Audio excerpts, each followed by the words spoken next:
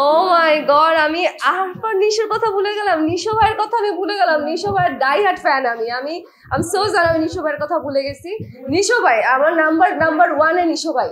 না, এটা ভুল কথা। আমার যা দেখতেছেন ভাই সবকিছু ন্যাচারাল। দুটো ওটিটির কাজ শেষ করলাম। বাংলাদেশে কোনো নায়ক না, যাদের যাদের সাথে আমার কাজের অফার আসে তাদের আমার পছন্দ হয় না। আমি পুরো রেডি হয়ে এসেছি। আমি আজকে নতুন একটা পার্লার ওপেনিং হলো, you shine by Tasnia Rimi. So আমি এখানে আসলাম, আমার কাছে দেখে খুব ভালো লাগলো। প্রত্যেকটা জায়গায় কর্নার কর্নার খুব সুন্দর। সো আমার এরকম সেলুন খুব ভালো লাগে। আমি এখান থেকে খুব দ্রুতই সার্ভিস নিব অ্যান্ড আপনাদের জানাবো আসলে সার্ভিস কেমন। আজকে ভাবছি আমি আসলে এত বেশি সার্ভিস নেই না, আমি আসলে এত সেলুন ফ্রিক না। একটু সামান্য প্যাডিকিউর ম্যানিকিউর, একটু হেয়ার স্পা, দ্যাটস ইট। আমি কোনোদিনই ফেসিয়াল করি না কোনো পার্লার থেকে। না, এটা ভুল কথা। আমার যা দেখতেছেন ভাই সবকিছু ন্যাচারাল। এটা না যে আমি কোনো ক্রিম মেখে ফর্সা হচ্ছি বা যেসব যে ফর্সা হওয়ার যে ক্রিম আছে ওইসব মেখে আমি ফর্সা হই, এইটা না।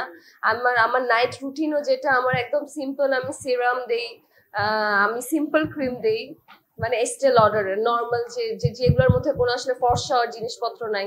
জাস্ট আমি আমার স্কিনটা হেলদি রাখার ট্রাই করি। একটু আমি পানি খাই বেশি করে, জুস খাই বেশি করে, বলে দিলাম বিটরুটের জুস খাই, আমি ক্যারট জুস খাই। এটা করে আমি জিমও করি না আসলে, এগুলো করে আমি নিজেকে হেলদি রাখার ট্রাই করি। That's it. একটু গ্রিন টি খাই। আমি স্কিনের জন্য বাসায় আমি হোমমেড প্যাক আছে, আমি ওগুলো ইউজ করি। আমি একটু হলুদ ইউজ করি সব সময়, টক দই ইউজ করি একটু চন্দনের সাথে। অ্যান্ড আমি সব বলে দিচ্ছি, কিন্তু আমি অ্যাকচুয়ালি এগুলোই করি।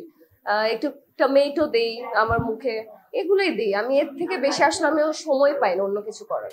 বর্তমানে আমি নাটক আসলে একটু কমে দিয়েছি, নাটক একটু কম করছি। আমি একটু ওটিটি করছি। তো দুটো ওটিটির কাজ শেষ করলাম। সিনেমা আসলে বলেছিলাম যে এই বছরে সিনেমা করার ইচ্ছা আছে, বাট যেরকম স্ক্রিপ্ট আসে বা বললাম না, বাংলাদেশের নায়ক সংকট। আমার একটা নায়কও পছন্দ হয় না। যেসব নায়ক আসে কাজ করার জন্য আমার সাথে, আমার একটা নায়কও আমার কাজ করতে আসলে ওইভাবে ইচ্ছা করে না।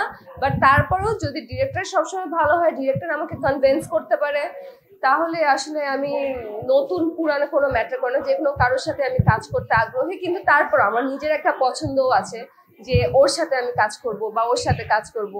ওই রকম যদি অফার আসে তখন কাজ করবো। যেমন আমার আরফিন শুভকে খুব ভাল লাগে, সাকিব খানকে খুব ভাল লাগে, সিয়ামকে ভাল লাগে।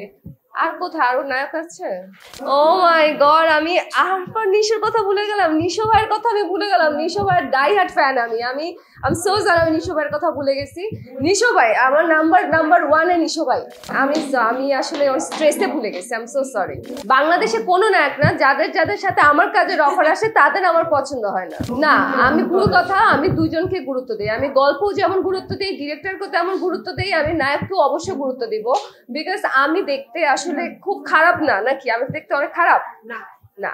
তো আমি যদি দেখতে খারাপ না হই, আমার পাশে একজন সুদর্শন নায়ক যদি না থাকে, কেমিস্ট্রি বিল্ড আপ করবে না, দেখতে সুন্দর লাগবে না, বড় স্ক্রিনে দেখতে সুন্দর লাগবে না। সো ওইটার জন্য একটা সুন্দর সুদর্শন নায়ক দরকার আমার পাশে।